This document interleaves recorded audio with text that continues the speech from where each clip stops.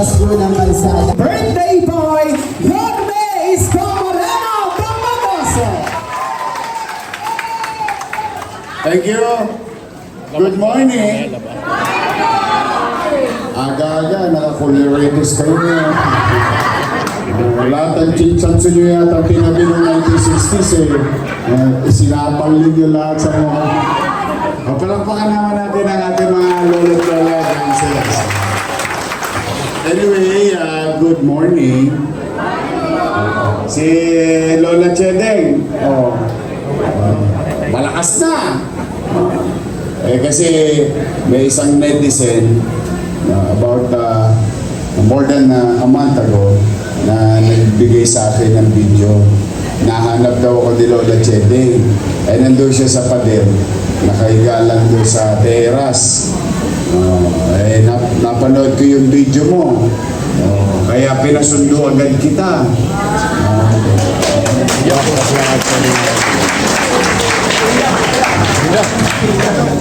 Lagi may awa ang Diyos. Masaya ako dahil nagamot na siya, no? Pagdating niya dito, tinatirang kagad siya ng doktor, and now on her way to recovery. Nay, mas marami bang tropa dito? Kasi solo katawa ka dun sa labas eh. O dito sa Oblo, sino bang bago masyota ngayon? Sino bang nanliligaw sa dito at hindi pa nagpapaalam sa akin? Wala pa. May asin pa si Lola Chedeng. But anyway, di ba nag-promise ako sa inyo last year? Babalik ako. Actually, yung birthday ko talaga, yung personal celebration ko is always with you and our kids, no? Sa ating mga bahay na inaalagaan natin na sa privado at saka sa pampubliko. Pero special lang lagi ang senior citizen. Di ba ito nga ako, sabi ko, naalala niyo yung issue? Nasa bote. Tama ba? Naalala niyo, nasa bote, yung last year. Di ba sabi ko, babalik ako, may awa ang Diyos. Yung bote, gagawin kong lata.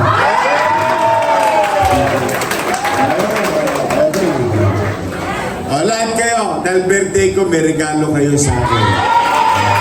Lahat kayo, makakaroon ng issue. Pampalakas, pampakinis. Malamang to, next year. Thank you, tayo. Thank you. Thank you. Next year, malamang to. Night Chedeng, ipapaalala ko na sa inyo. Si Father, nagkakasal.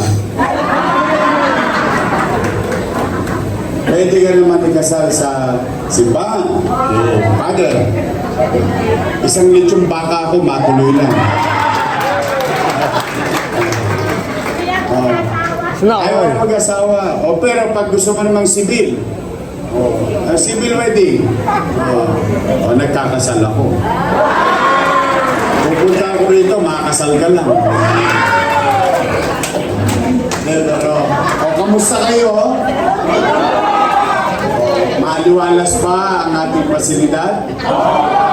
Mababait ba yung ating mga lingkod bayan na empleyado ng gobyerno? Inaalagaan ba kayo? Hindi ba matigas ang ulo nyo?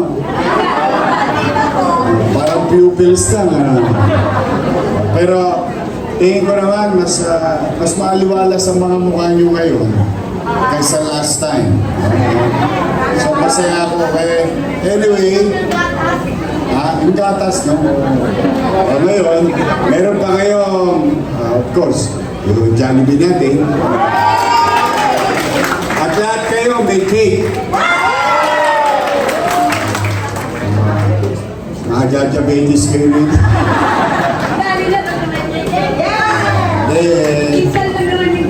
Pamisa-misa.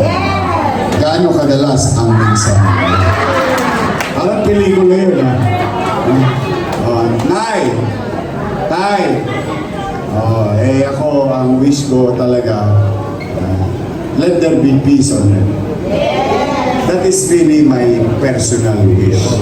Two things yan eh. With the world, because of what is happening. And most of the time, yung mga nangyayari na yun, wala tayong ka-control-control. Laruan ng mga big boys yun. Pero bandang huli, tayo rin ang matatalo. Pangalawa, umiral na yung pag-uunawa at pagmamalasakit sa isa't isa bilang Pilipino. Parang there is too much hate among each other. There is too much noise. Hindi natin masisi ang taong bayan talagang naghihilag po sa galit sa nangyayari sa ating bansa. Pero dahil sa kasalanan ng iba, naitatanim sa ating damdamin at isip ang magalit sa kapwa. Kaya kung bakit lalong umiingay ang ating pamayanan. Kaya ako sabi ko, those who created or made mistake should pay the price. But we should not continue to hate each other. Alam niyo yung mga yan, pagka tinitingnan ninyo,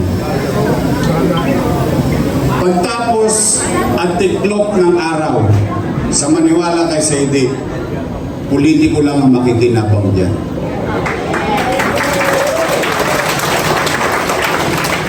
The same system, same structure, iba lang ang may hawak. Pareho pa rin yan. Kaya talaga ako, kaya sabi ko sana, tumahimik na ang bansa. Yung tahimik in such a way, yung meron na tayo, ibalik natin yung malasakit sa kapwa. Taas sa kamay ng walang kasalanan dito.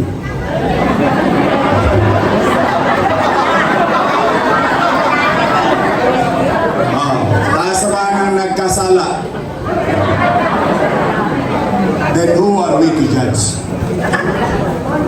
That's exactly my point. Yeah. Ang mundo, gobyerno, organisasyon, samahan, pagkakaibigan, pagkaasawa, hindi yan perfectong samahan. Hindi yan perfectong may mga tao kasi na they live in Disneyland. No? Ang tawag ko doon, the world of make-believe. Kaya sa akin na lang, yun lang talaga yung wish ko. Na maibalik yung malasakit sa kapwa, pagkakaunawaan, lalo na kayo, lalo mainitin ang ulo nyo. Irritable na, tama ba? Paano ko naman di mairita? Kaso-kasuhan mo, masakit. Ang bigyan mo, masakit. Lahat naman yata ng sakit sa katawan, mararamdaman mo araw-araw. Tapos hindi ka pa dadalawin ng mga mahal mo sa buhay. Tapos parang kang hindi nagkaroon ng pamilya. Masakit. O kaya, total, nandito naman na tao. Pwede tayo na lang ang mga pamilya.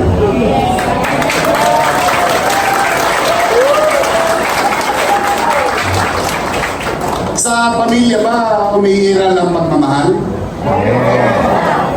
Sa pamilya ba, umiira lang pangunawa? Sa pamilya ba, umiira lang malasakitan? Pagtutulungan? Pagmamahalan? Tapos na.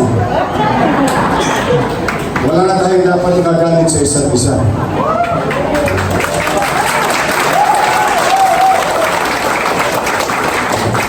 Kapwa-tawad ba? Basta ako, yun ang mga sinabi ng nanay ko sa akin. Tomorrow is the 10th anniversary of my mother. My mother died immediately a few hours after my birthday. Kaya yung kinukwento ko sa mga kabataan sa Maynila, yung kinukwento ko rin sa inyo. Kasi nagiging masyadong adventurero yung ibang kabataan. Adventurous. Pero sa totoo, ito tunay. Nakabilang dako ng libo. But then again, basta ito gusto ko maramdaman nyo araw-araw, kahit na tayo'y dipit bilang syudad ng Maynila, kahit nasa dulo na kayo ng walang hanggan, malayo ito eh. Malayo ito sa gobyerno ng Maynila. Rest assured, through the leadership of J. De La Puente.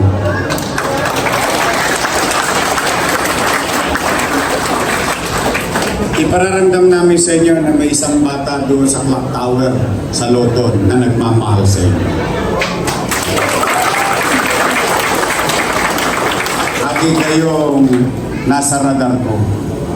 You will not be left behind. Palakpakan ninyo ang inyong director dito. Ang mga social worker natin, volunteers. Hindi ko ako sa inyo, tama ng baka nyo dito. Nakakita ako, binati ako ng 2 baka sa entrada. Dapat yung kakain na natin. Matira na yan, patira pa ng iba yan. But now, Nay, mapalakas kayo ha. Huwag kayo malulungkot. Huwag kayo malulungkot. I love you.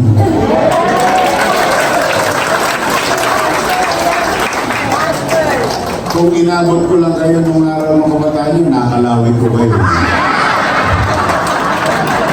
Maraming magaganda eh. Magaganda yung mga lola ko eh.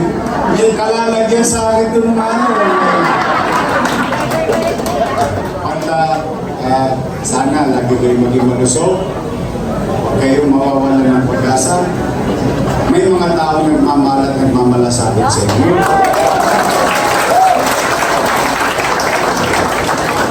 Okay, tapos na. Nagawa na ng tao ang kakayanan ng tao sa kapwa niya. O matapos natin gawin lahat yun, huwag naman kayong lilimot. Busy rin si Jesus, baka mamaya hindi pa kayo tumawag. Lagi tayo mananalig sa Panginoon. Ilang bilyon ang nag-text kay Jesus. So, Jesus, help me. Jesus, guide me. Jesus, give me help. Jesus, bring me. Marami. And don't deprive yourself of that opportunity to talk to God. It is your relationship between you and si Jesus. Kaya wala namang makakapigil nun sa inyo. Let's do our best. God will take care of the rest. Yan ang gagawin natin. O, chisa na. Paldo kayo ngayon. Hindi, basta pipilitin ko magbuti, manatag kayo. Kung may mga kaanak pa kayo sa Maynila, pumanatag kayo. Magsisilop ako, pipilitin ko maging episyente, na mapaglikuran yung mga mahal nyo sa buhay na nasa labas. Okay? Dito, enjoy your stay. Enjoy your life. Not everyone will given a chance. Hindi ko alam how many are there in the streets in the entire country. But one thing for sure, once na malaman ko, katulad ng nangyari kay Lola Chende, we'll try our best to take care of them and bring them to proper care. Katulad nitong ating pasilidad. So muli, mga nanay ko, mga tatay ko, happy birthday! The world will celebrate my birthday. Alam niyo bakit? Today is United Nations Day. Mag-iingat kayo, pagpalain nawa kayo ng buong nagkapan. Maraming salamat. I love you! I love you! Manila. Thank you.